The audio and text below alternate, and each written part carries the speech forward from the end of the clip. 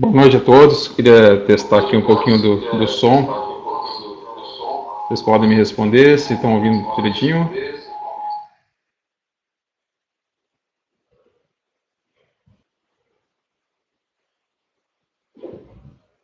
Opa, rapaz, até o Denilson apareceu hoje, ó.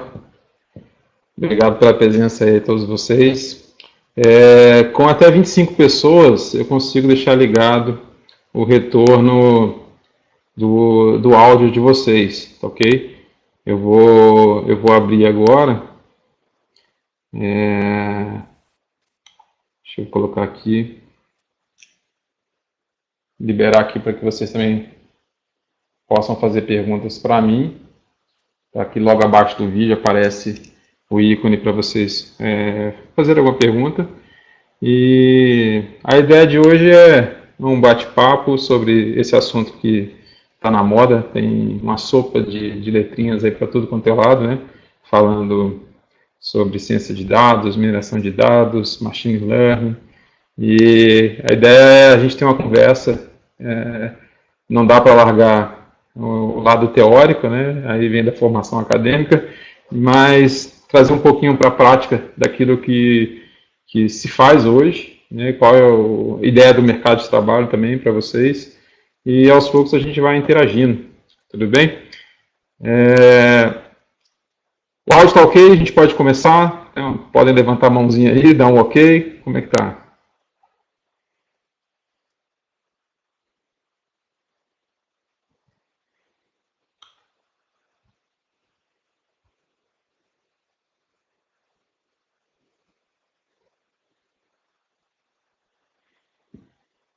Eu já, como passou de 25 pessoas, eu já não consigo mais liberar para que a conversa ocorra entre todos vocês, entre todos nós, tá bom? Então, eu vou deixar nesse modo mesmo de perguntas e respostas. E vocês, por favor, qualquer pergunta, qualquer interrupção, coloquem aí para a gente conversar. É um bate-papo, tá? Primeira coisa, deixa eu colocar um tema aqui para a gente começar falando sobre ciência de dados, né? Vocês têm noção do mercado de trabalho hoje sobre ciência de dados, a remuneração que isso vem trazendo para os cientistas de dados? Vamos para a economia mais aquecida do mundo, né? Nos Estados Unidos, de que a gente está falando, né? De que profissional que é esse que tem um forte skill da área de TI, né, combinado com estatística, combinado com conhecimento de negócio e que está despontando, trazendo valor para as organizações. Tá? Esse aqui é um quadro do site indeed.com, que vocês podem consultar à medida que a gente conversa também. Esse é o site. Se você digitar e pedir para procurar uma vaga de cientista de dados nos Estados Unidos, esse é o mapa que você vai encontrar pela frente, com a média salarial de 130 mil dólares anuais, é um valor acima da média para os cargos na área de TI, ok? E dá para a gente avançar um pouquinho mostrando, por exemplo, algumas empresas que oferecem vagas nesse site, que é o Indeed, uma espécie de LinkedIn, né? Ele tem em vários lugares do mundo também. E só um minutinho, deixa eu ver se eu consigo.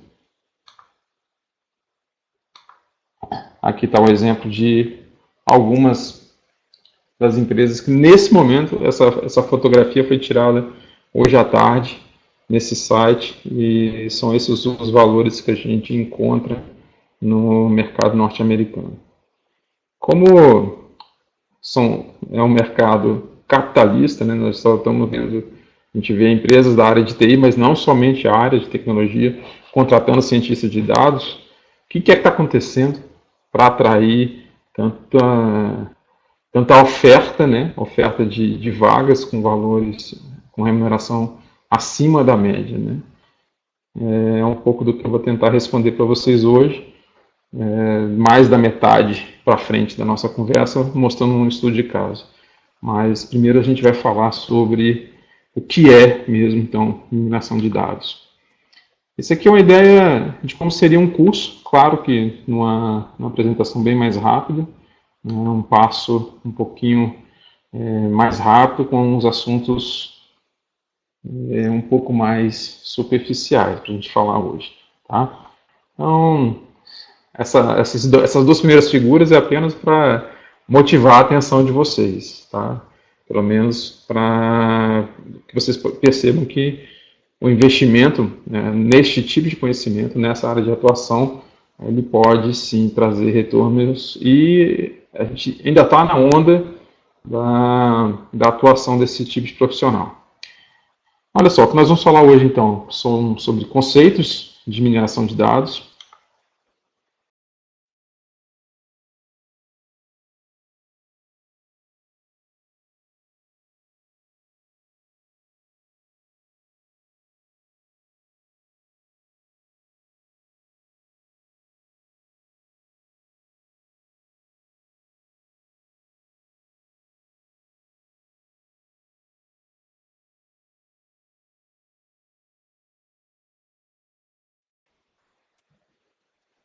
Opa, e agora? Voltamos? A culpa foi do palestrante aqui, galera. Desculpem, estou testando pela primeira vez essa plataforma também, tá? Eu cliquei no lugar onde só vocês poderiam conversar entre si, mas tudo bem. Isso é interessante no momento de prova, né? Vocês poderem conversar entre vocês, mas não é o caso agora. É para a gente conversar entre nós aqui, que vocês possam me ouvir. Então, eu não sei onde que parou, mas eu estou ainda no primeiro slide, só para passar para vocês qual é a agenda. Espero que a gente consiga falar isso em torno de 1 hora, mas a gente não está limitado a esse tempo. É mais para que vocês também possam se programar com os compromissos que vocês têm hoje. São 4 etapas aqui. Eu vou falar sobre os conceitos de mineração de dados, as tarefas, quais são os tipos de tarefas que a gente tem nessa área, e um pouco de estrutura de atividade, como é que é organizada toda a busca de conhecimento, né, nessa nossa área de aplicação da TI. Tá? Primeiro, o que é mineração de dados? Tá? Estou trazendo para vocês aqui um conceito do livro do Leandro Silva, de mais 2 autores. É um livro, aliás, bastante didático, um vocabulário bastante simples, com exemplos, incluindo aí aplicações em R, exemplos em R. E ele fala o seguinte: mineração de dados é a utilização, é a aplicação de algoritmos computacionais, né, que conseguem receber uma entrada de dados oriundos da observação de fatos da realidade e conseguir devolver um padrão de comportamento. De forma genérica é isso. Vamos começar pelo fim, né? Eu descubro o padrão de comportamento, mas pela observação de dados, aplicando algoritmos computacionais. Tá? A gente tem algumas abordagens diferentes, a gente poderia também fazer abordagens especificamente estatística, matemática, mas nós temos o auxílio hoje da computação, utilizando técnicas de machine learning que vão potencializar esse nosso ganho. Vamos poder aumentar bastante a nossa produtividade, aperfeiçoando esses resultados. Tá? Mineração de dados seria isso. Há várias classificações sobre que tipos de atividades nós podemos realizar na mineração de dados. O que é minerar um dado? Tá? Eu vou usar aqui uma taxonomia proposta já há mais de 20 anos pelo Fayad, que ele separa em 2 classes de atividades que podem ser realizadas com mineração de dados. Basicamente, não são só essas, tá, pessoal? Essa é uma taxonomia proposta há 20 anos, tem outras taxonomias um pouco mais detalhadas, mas essa eu acho bastante simples para início de conversa, é a mais adequada, tá? Então, eu separo o meu mundo aqui de descoberta de conhecimento em 2 etapas. Eu posso estar querendo descrever o comportamento, isso é, olhar algo que está acontecendo e só compreender aquele mundo, ou fazer uma análise preditiva, observar o que ocorreu e tentar adivinhar ou predizer com um certo grau de certeza, né, obviamente, o que acontecerá no futuro. As duas tarefas são bastante importantes. Não, quando a gente fala de mineração de dados, a gente não está aqui olhando só predição de futuro. Não é assim. A gente, em alguns momentos, precisa olhar para o passado sem tentar prever o futuro e só de determinar, só de identificar comportamentos distintos, isso aqui já tem um grande ganho para nós. Por exemplo, na atividade de investigação. Quando você tem um campo de observação, um campo de atuação muito grande, por exemplo, detecção de fraudes em contratos públicos, por exemplo, é um dos exemplos que eu vou trazer para vocês, e identificar no meio de tantos contratos, milhares, milhões de contratos, alguns contratos que fogem ao comportamento comum, né, dos demais contratos. Eu não estou prevendo quando alguém vai fraudar, eu não estou predizendo, mas eu estou olhando para uma massa de dados, olhando para um universo de exemplos, de amostras, e conseguindo identificar ali quais que têm comportamento um pouco diferente em relação àquele universo. Segmentação de clientes é a mesma coisa, né? Eu não estou predizendo o que o cliente fará, deixará de fazer, mas eu quero enxergar características distintas entre cada um deles para separá-los em grupos e tratá-los da maneira adequada ao grupo a que cada cliente pertencer. Ok? Estão acompanhando? Podendo continuar? Nas tarefas obrigado, pessoal. De atividades descritivas, por exemplo, o agrupamento é o que a gente chama aqui de clusterização. No momento que eu chego e tento segmentar clientes, nível A, nível B, nível C, seja em qualquer área de atuação de uma organização. Identificação de dependências, né, o que ocorre quando ocorre um fato está associado ao acontecimento de outros fatos ou detecção de anomalias e assim por diante. A parte, digamos, bastante conhecida, né, é a parte preditiva. Não é só ela que traz resultados, mas talvez seja aquilo que a gente já ouviu falar mais. Predizer um comportamento, e ele se divide basicamente em duas formas: em classificar uma ocorrência no futuro ou fazer uma regressão. Basicamente, a diferença é que quando eu classifico, eu só estou dando um rótulo no futuro, né, dizendo se vai chover ou não vai chover. Ou fazer uma regressão envolve dar uma resposta não discreta, dar uma resposta em valores contínuos, como é predizer o valor de venda de uma casa. Ok? Só um instante, pessoal, tem algumas pessoas ainda tentando entrar, deixa eu só liberar a entrada de alguns participantes.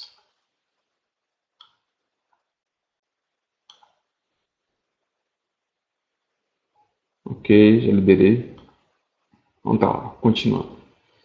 Então, vamos tentar enxergar isso aqui de forma gráfica, tá?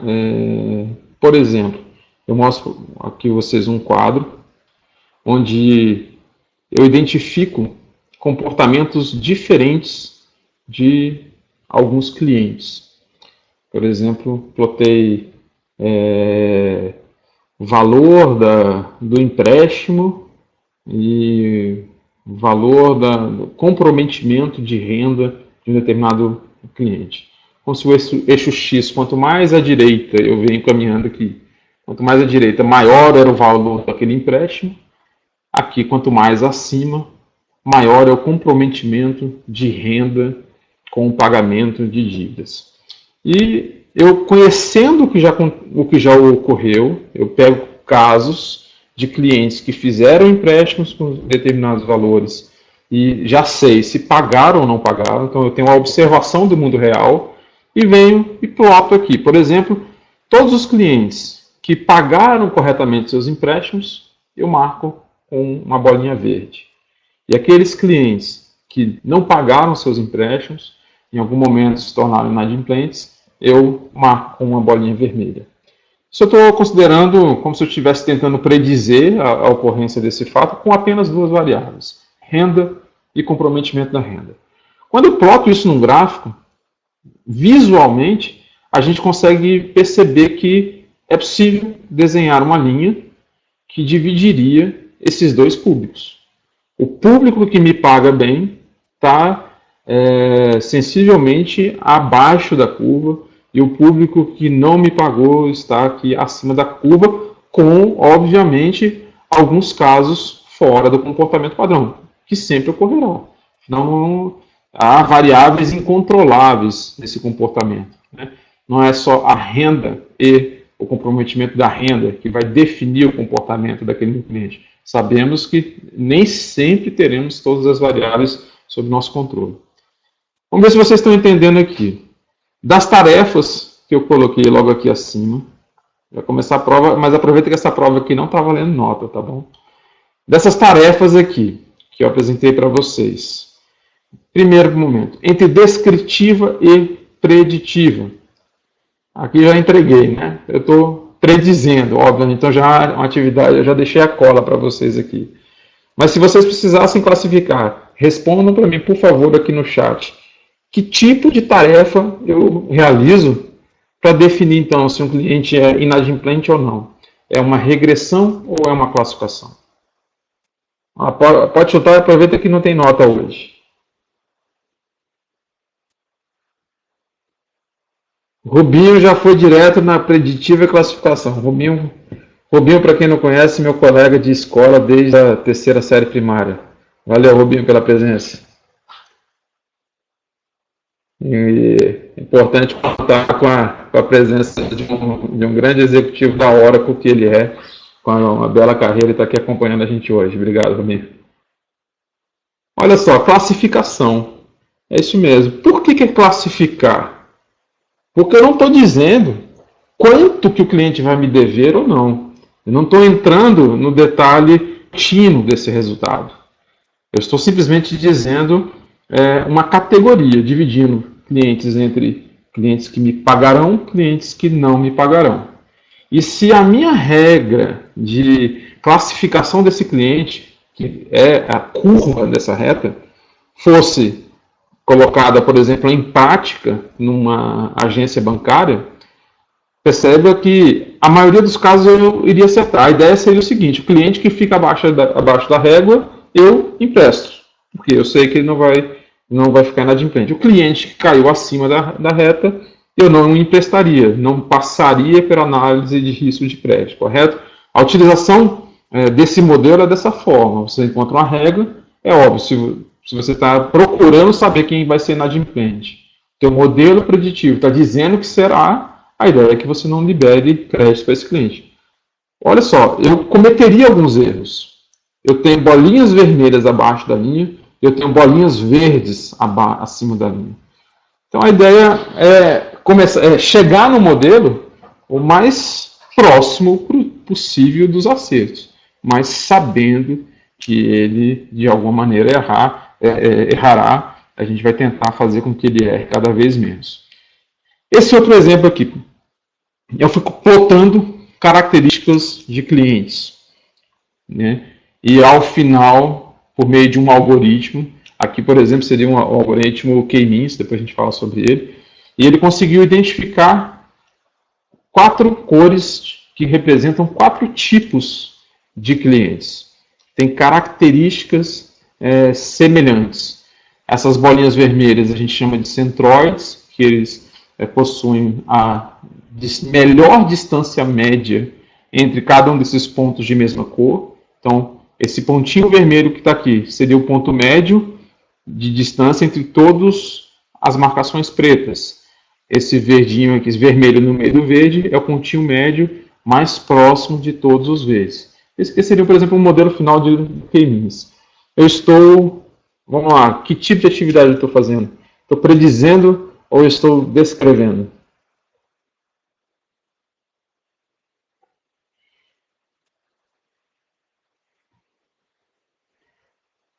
Descritiva.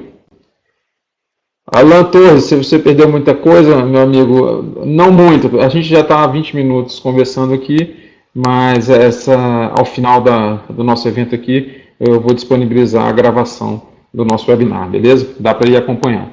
Eu estou descrevendo, eu estou procurando similaridade entre uma determinada amostra. E por um caso que eu estou clusterizando, isto é, estou segregando um conjunto de clientes que eu analisei. Isso aí, beleza. Esse aqui ficou um pouquinho mais difícil. Vamos lá. Isso aqui é um score, uma pontuação que eu dou para cada amostra do meu universo. Eu crio uma fórmula para que me dê essa conta e eu tento, para quem é da matemática, eu tento criar uma função identidade, isso é, que os valores de entrada sejam iguais aos valores de saída. Isso parece ser bastante trivial. Não quando eu tenho pesos aleatórios, tentando encontrar de forma aleatória esse caminho, para que f de x seja igual a x, por exemplo. Tá? Isso daqui é um exemplo, quando eu pego características de contratos, por exemplo, esse caso específico é o resultado final de um trabalho de um colega nosso, não sei se ele está aqui hoje, o Silvio Domingos, que analisou contratos públicos da área de tecnologia da informação. E aí, valores dos contratos, prazos, tem diversas características desse trabalho. E ele aplica uma fórmula e percebe que aqui são bolinhas que estão tão próximas que viraram um único segmento de reta. Tá? E ao final, eu apliquei aquela régua em todas as amostras e algumas delas ficaram excessivamente descoladas das demais. O que é isso daqui?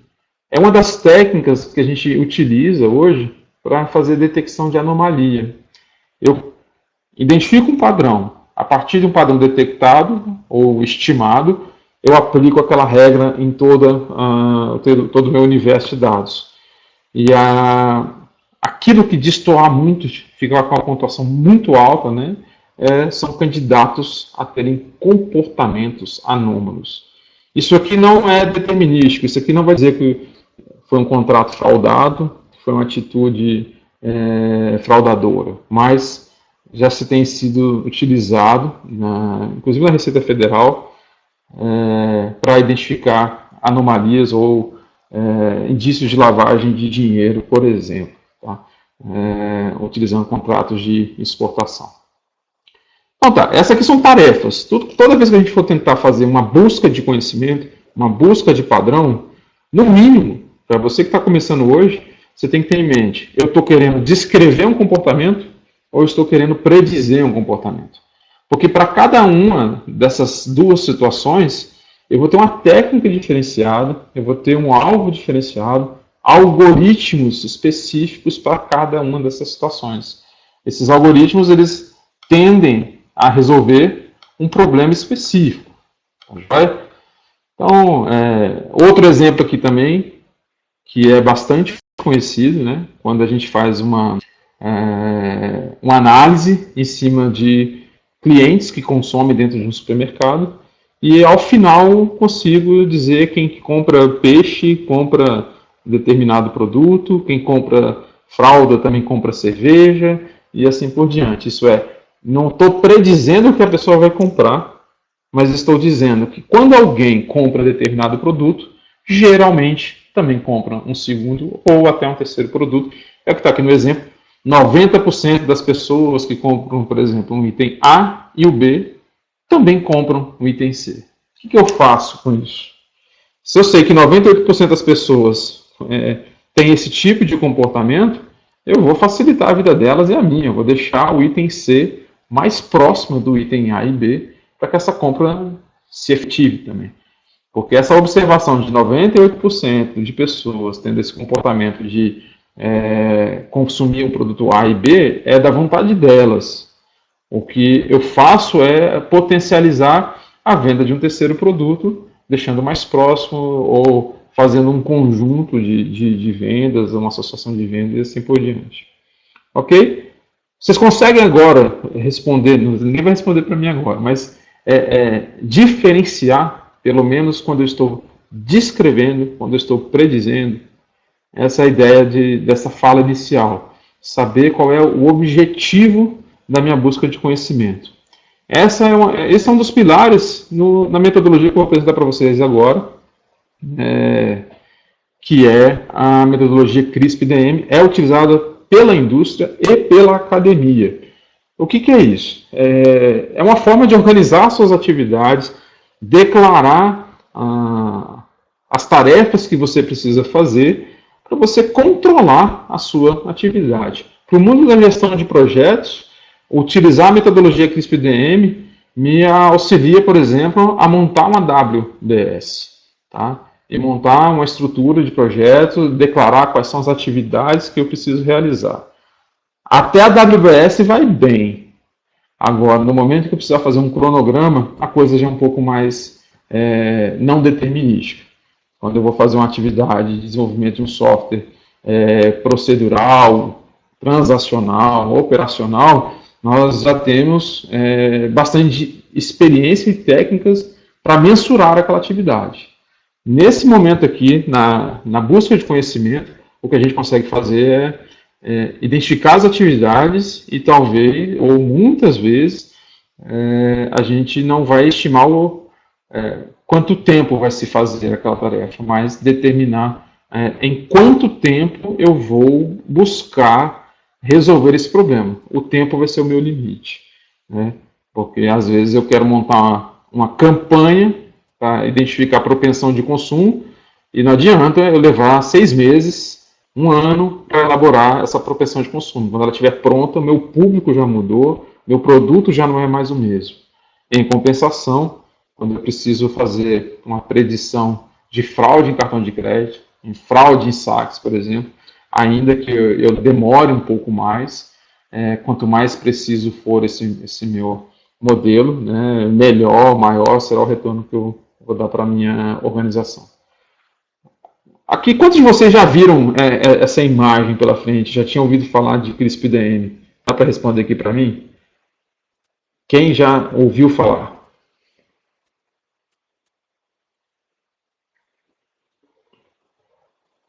Certo. Está misturado aqui, então. Olha só. O CRISP-DM, ele é separado, ele é dividido aqui em 6 pilares, tá? O entendimento do negócio, o entendimento dos dados, a preparação dos dados, modelagem, avaliação e deployment. Legal, Paulo. Em computação em 2003, então já caminhou um pouquinho nessa estrada aí. Em 2003 eu não tinha ouvido falar ainda do CRISP-DM, certo? O que eu vou falar para vocês aqui? Para cada uma dessas caixinhas, eu vou tentar dar uma ideia de deixar de forma objetiva do que é que a gente faz nessa fase, tá bom? Eu vou tentar usar o máximo possível de figuras, de imagens para que facilite o entendimento, mas eu não consegui fazer isso com tudo, tá?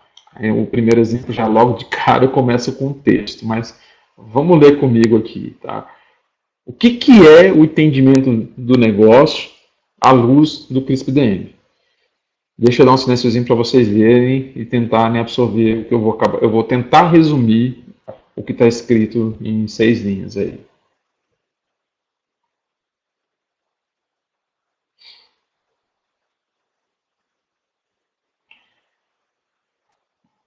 Acredito que vocês já leram. Tem 2 palavras-chave no entendimento do negócio. Primeira coisa é que a gente entenda qual é o objetivo da busca de conhecimento nesse projeto que eu estou trabalhando. É o que a gente acabou de ver aqui. Eu vou entrar para fazer uma descrição de um comportamento ou eu vou entrar para predizer um comportamento? Eu preciso estar declarado isso logo no início. Então, assim, desculpa alguns alunos que estão aqui, mas isso acontece recorrentemente e na posição de aluno mesmo. A gente até está com aquela ansiedade de fazer um trabalho final, está querendo aplicar os conhecimentos que adquiriu, aí vem sempre aquela pergunta, né? O que eu consigo fazer com esses dados? Professor, se eu pegar aqui os dados abertos, se eu pegar todas as compras de cartão de crédito do governo, estou tendo uma ideia aqui, se eu pegar todos os eventos de crime que ocorreram em determinado local, o que eu consigo fazer? A pergunta não deve ser essa. A pergunta é: qual é o problema de negócio que você precisa resolver? Não comece pelos dados, você vai se perder. Os dados podem dizer muita coisa e podem, inclusive, não ter significado algum para o nosso trabalho. Okay? Eu vou dar um exemplo disso aqui, de dados que aparentemente auxiliam na resolução de problemas e não resolvem. Isso eu experimentei na minha dissertação de mestrado. Então, a primeira coisa é descobrir o que eu quero, porque é a partir dessa visão do qual a tarefa que eu quero resolver, que eu vou em busca das características que mais, de acordo com a minha visão de negócio, vão contribuir para a explicação daquele fenômeno. Por exemplo, eu quero predizer o preço de uma casa. Eu preciso ter o conhecimento de negócio que um corretor tem para conseguir identificar quais são as características relevantes para determinar esse comportamento. Não, com a experiência de quem é do negócio, eu vou ouvir dele que, olha, a área do imóvel conta, a localização, ou a existência de reformas ou não, benfeitorias. Nos dias de hoje já vai começar, tem área de lazer, se não tem. Então, se eu começar a pegar dados em cartórios para tentar minerar algo sobre imóveis, eu posso fazer um monte de coisa. Eu tenho que definir primeiro qual é o objetivo, ok? E logo em seguida definir as etapas. Tá aqui, ó, as etapas desse meu projeto. O que eu vou fazer? Porque não dá tempo da gente abordar isso hoje, mas para cada uma dessas atividades eu teria um projeto padrão, uma WBS padrão com algumas atividades específicas que eu preciso realizar. Tá? Entendimento de negócio, então, em duas palavras. O que é entendimento de negócio do CRISP-DM? É definir o objetivo, resumindo, vou descrever ou eu vou predizer, e preparar o meu projeto. Criar ali a minha estrutura de quais as atividades que eu vou desenvolver. Depois disso, eu vou em busca dos dados. Aqui começa um pouco, ou bastante, né, do conhecimento de estatística, que eu chamo de análise descritiva. Eu vou precisar conhecer o meu dado, mas não é o conhecer do cientista da computação que vai buscar a base de dados e vai querer saber se isso aqui é um dado inteiro, é um double, se isso aqui está numa base relacional, normalizada, se está no Hadoop. Não é a origem do dado, é a qualidade desse dado, de como ele é composto. Eu vou tentar compreender distribuições dentro daqueles dados. Por exemplo, se esse gráfico aqui que demonstra algumas distribuições representasse a distribuição das rendas de cada cliente que eu tenho, quando eu fosse determinar, por exemplo, ou predizer a propensão a consumo.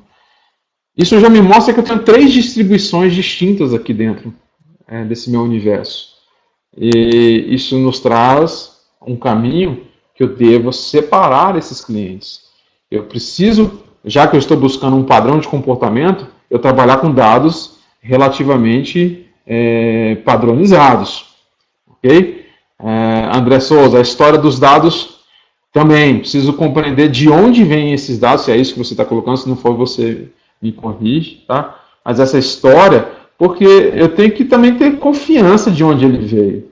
Saber, em termos de metadados, se de onde eu busquei era a informação correta.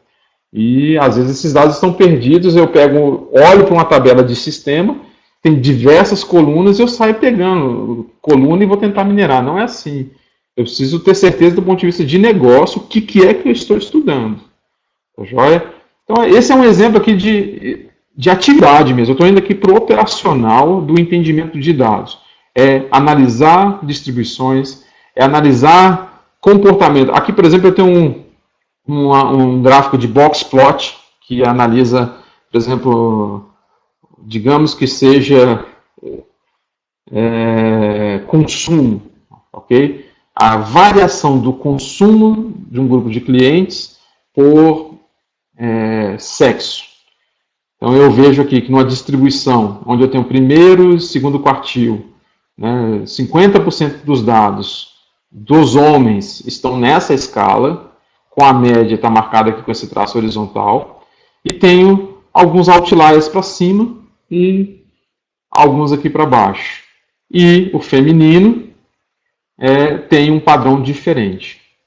O que adianta saber isso daqui? Que eu tenho um comportamento onde a média de um comportamento, qualquer variável que seja, masculina é diferente da média, entre aspas, do comportamento feminino. Isso nos leva a entender que essas variáveis têm influência no meu modelo. Se elas fossem iguais, ela seria uma variável candidata a sair do meu modelo. Quanto menos variáveis eu tiver, melhor para o meu modelo. Menos variáveis com poder de descrever os meus dados. Tá certo? Esse gráfico aqui, por exemplo, é uma matriz de correlação, onde as cores mais fortes aqui, as cores mais vermelhas, por exemplo, nas extremidades. Vermelha, positivo, azul, negativo, acho que é isso que está aqui, que indicam forte correlação. Eu não devo utilizar variáveis que sejam autocorrelacionadas no mesmo modelo. Ok? Sei lá, se eu colocasse aqui no estudo de predição de obesidade, não faz sentido eu colocar peso, massa, altura e o próprio IMC. São variáveis que elas têm uma correlação entre elas. Então, essas coisas, não adianta a gente tentar só olhar com a nossa visão de negócio e achar que elas não têm influência. Eu tenho que comprovar por meio de análise descritiva e compreender o meu dado e a partir dali a gente retirar ou perceber que não temos dados suficientes e procurar mais fontes de dados para explicar o nosso negócio. Ok? Isso é o que a gente vê no curso, tá, pessoal? Falando um pouquinho do curso, aqui a ideia também é assim, não é só vocês terem essa pincelada da teoria, mas caso alguém deseje fazer o curso de mineração junto com a gente, saber o que é que vai ser colocado lá, para a gente equalizar aí a expectativa. Aqui, a gente não vai ensinar a elaborar esses gráficos. Isso aqui está pronto, tem bibliotecas prontas do R, onde eu vou dar um comando e ele vai trazer para mim. Isso aqui, fazer um gráfico desse, vocês vão levar aí alguns segundos. O que nós vamos ver é a criação do gráfico e a interpretação desses dados, que é o mais importante. Tá? E aí vem preparação dos dados. Aqui foi só um exemplozinho de um código em R, não se assustem, mas era no momento que eu percebo quais são as variáveis do PPCA, opa, sou eu, tá? O PPCA, se está falando do programa de pós-graduação em computação aplicada, já passei, estou saindo de lá, graças a Deus, e ao professor Ladeira, tá? Meu orientador. Esse aqui é um exemplo de preparação de dados. Depois que eu conheci a minha base de dados, eu vou ali fazer alguns acertos na minha base, retirar variáveis que não deverão ser usadas, fazer engenharia de atributos. É nesse momento que eu vou auxiliar o algoritmo a conseguir resolver os meus problemas. Por exemplo, não se usa nunca dado do tipo date, a data, num modelo de predição, porque a data ela é atômica, ela só acontece num único momento. Date time, então timestamp pior ainda. Quando eu vou ver, por exemplo, a identificação de fraude num saque em conta corrente, na operação de cartão de crédito, eu não olho o dia, hora, minuto, segundo. Aquela informação não diz nada para mim. Eu tenho que tentar relativizar aquela informação. Aquela é uma ocorrência que ele faz todo mês, qual foi a última vez que ele realizou um saque, aquele cliente, e tentar enxergar intervalos. Isso o algoritmo não vai fazer para mim. É na preparação de dados que eu faço essas transformações, esse enriquecimento de dados, que a gente chama de engenharia de atributos, ou feature engineering. Estou fazendo aqui uma tradução livre. O que mais? Aí vem a brincadeira que o pessoal adora fazer e que nós não devemos fazer isso já de cara. Só devemos ir para a aplicação do algoritmo. Eu sei que é bacana, é prazeroso colocar isso daqui para rodar numa máquina, mas eu tenho que chegar nesse momento com a minha base de dados já trabalhada, de uma forma que eu utilize o potencial daqueles algoritmos. Okay? Aqui são só exemplos que eu estou trazendo para vocês, algoritmos de regressão logística, árvore de decisão, redes neurais, Naive Bayes. Aqui é uma rede de neurônios, uma Convolutional Neural Network. Essas CNN servem para descobrir padrão dentro de imagens, ok? É uma área relativamente nova e é onde um dos algoritmos que bombam por aí, que é a Deep Learning, tem aparecido com frequência resolvendo de forma grandiosa problemas não lineares, problemas de identificação de voz, de imagem, assim por diante. Esse momento aqui de modelar, na verdade, para quem é da computação, nós vamos usar métodos, nós vamos usar funções, nós vamos entregar os dados para aquele algoritmo e ele vai produzir para nós o resultado, a sua predição. Eu preciso, então, conhecer qual é a atividade que eu estou realizando para saber qual é o tipo de algoritmo adequado para aquela situação. Tá certo? Isso a gente acaba vendo com mais detalhes durante o curso, não todos os algoritmos. A gente usa lá 3 algoritmos, dependendo da situação, para analisar um determinado problema. O resultado do algoritmo, isso é, eu estou olhando aqui no presente, vamos falar de predição. Eu elaborei um algoritmo, eu usei um algoritmo para elaborar um modelo preditivo. Então é para dizer se o cliente vai entrar em default, né, é um linguajar do mercado financeiro, vai ficar inadimplente ou não. Gerei aquela fórmula que me dá essa resposta. Como é que eu sei se o algoritmo está bom ou não? Eu tenho alguns indicadores que vão servir para que eu valide aquele modelo ou não. Eu volte para a prancheira e volte a trabalhar. Um dos mais conhecidos é a matriz de confusão. O nome é péssimo, mas é assim mesmo. É uma tradução literal, matriz de confusão, onde eu comparo numa matriz as minhas predições com os valores reais. Lembrando que eu estou num momento de modelagem. Então, eu sei o que aconteceu com aquele cliente. Eu estou predizendo, nesse momento, o comportamento dele, mas eu estou olhando para o passado. Eu sei que ele já foi um bom cliente, eu sei que ele não foi um bom cliente. Então, me permite fazer, então, se o algoritmo acertou ou não acertou.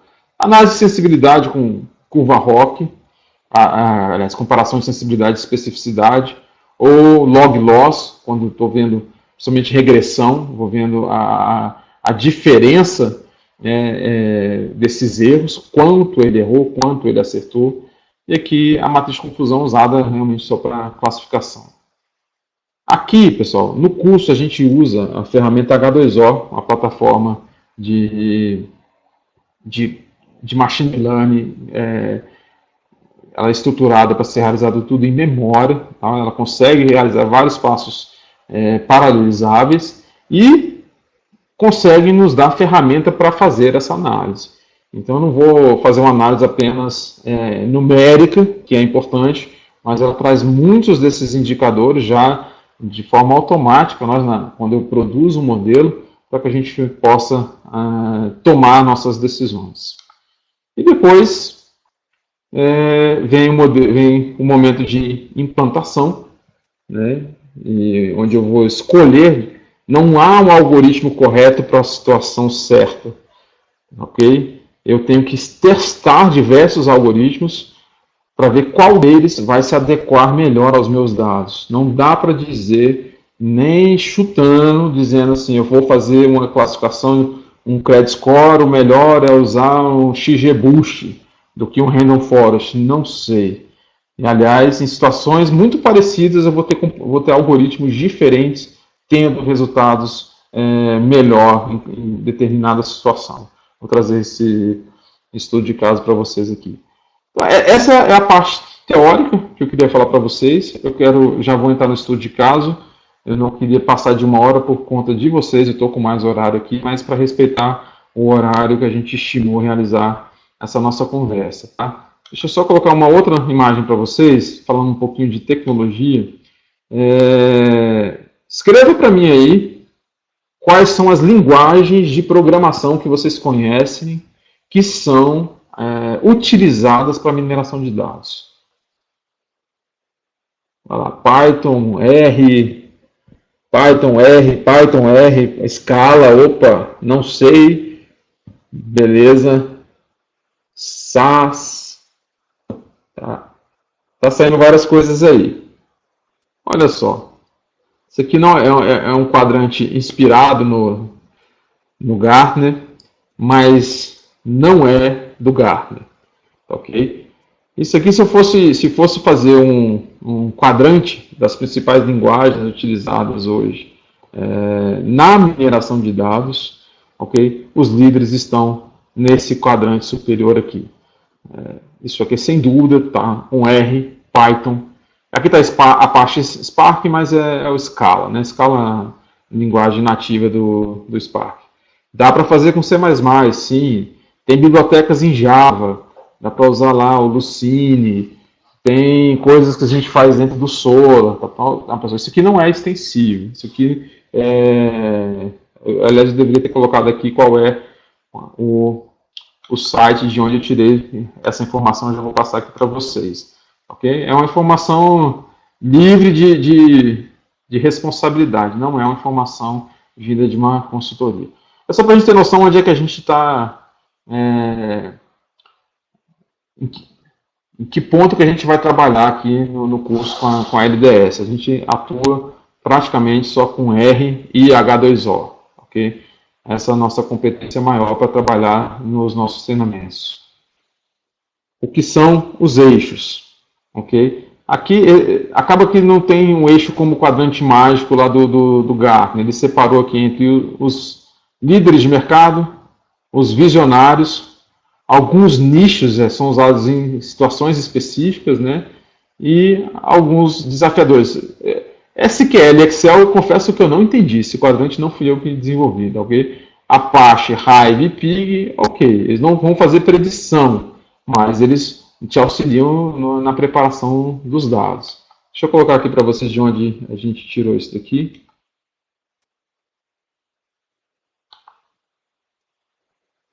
Copy link.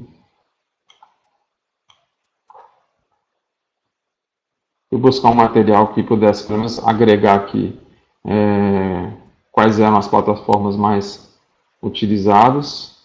E aqui cheguei nessa informação aqui, deixa eu passar para vocês.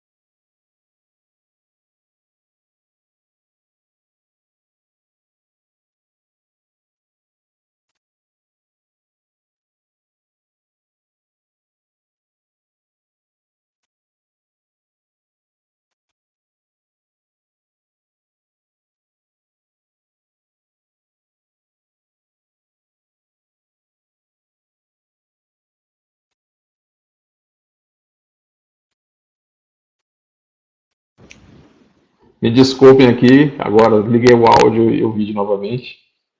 Deu uma travada aqui no meu Linux, tá? Deu um crash aqui no meu browser, mas vamos lá, vamos continuar. Essa aqui é a origem dessa imagem de onde eu busquei, tá? Agora deixa eu ver aqui que eu...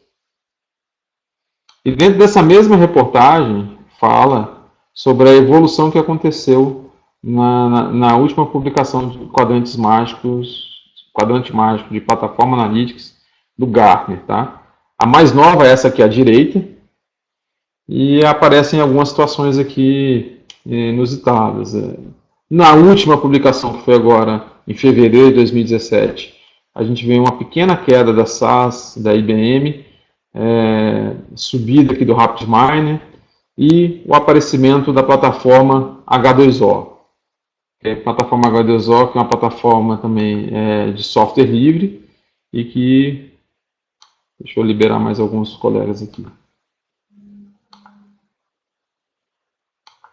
de software livre e que tem sido usado inclusive para detecção de fraude pelo PayPal. Tá? Alguém que já tinha ouvido falar em H2O? Que plataforma é essa de computação distribuída? Nada de H2O, Denilson? Não é água, mas a ideia deles é que seja algo leve como a água, né? Eu não sei, a água já não está tão barata como o H2O, né? O H2O ainda tem uma versão gratuita. Deixa eu mostrar para vocês aqui um pouco do site deles.